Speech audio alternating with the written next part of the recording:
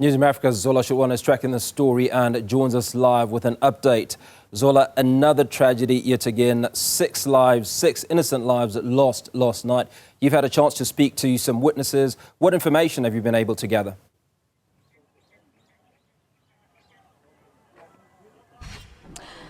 Well, according to what we have been told by community members, Hugo, they saw these 2 vehicles, a silver Polo and a black one, and the gentleman actually started firing shots at about 9 people in different spots. But when you look at the area, it's actually in the same vicinity, so they were not far away from each other, as you've heard one of the relatives saying that the other one was here and the other one was found just next to the other one. These families have lost their loved ones. Families that we spoke to today lost mothers, others an aunt, others lost an uncle and a father. And this is obviously due to the shooting that we know about.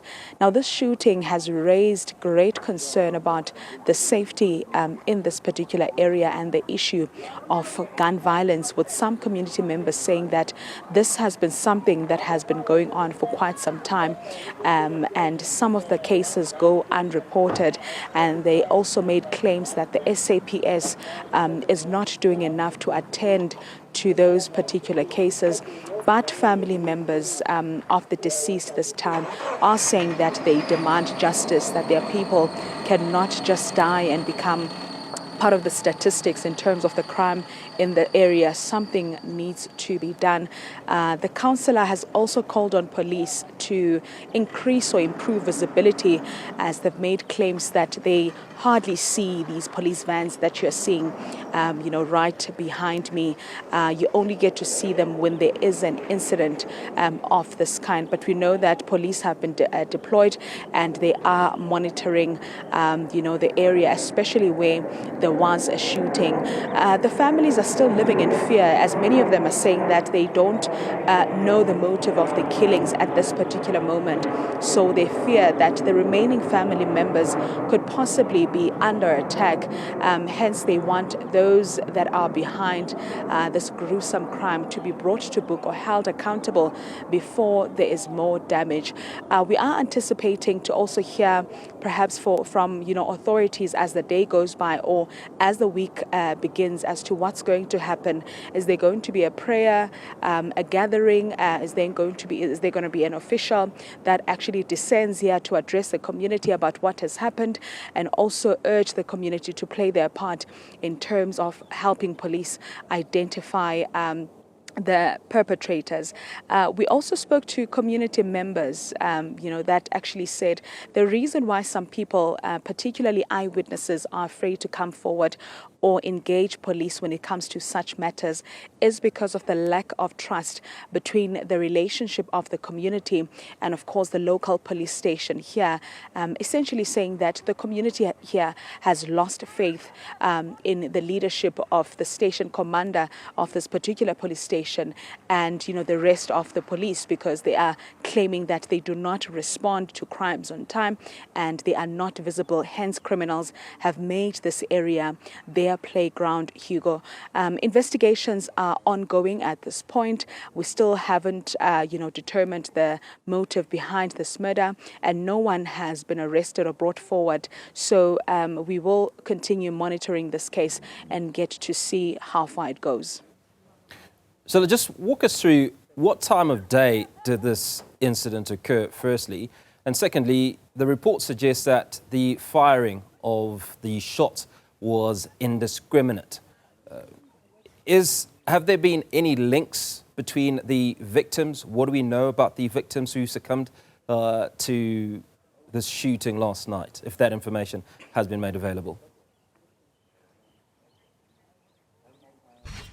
So far, we've only been able to speak to some of the relatives of the victims of the shooting, where they are saying that, their loved ones were just ordinary residents of this community.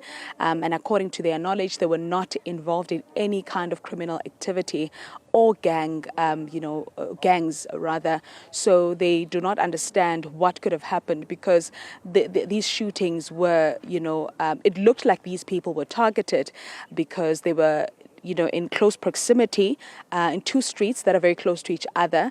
The two ladies that were shot at are actually, cousins, their family. So they were both shot at. And there's, of course, other 4 men that were, shot at as well. And others are receiving medical care, as we understand, according to the police statement. So we really don't know at this particular moment as to, how were they related to or rather what was happening. Hence, I'm saying to you, there's no clear motive at this particular moment as, what could have happened. We understand that this is something that happened late in the afternoon yesterday.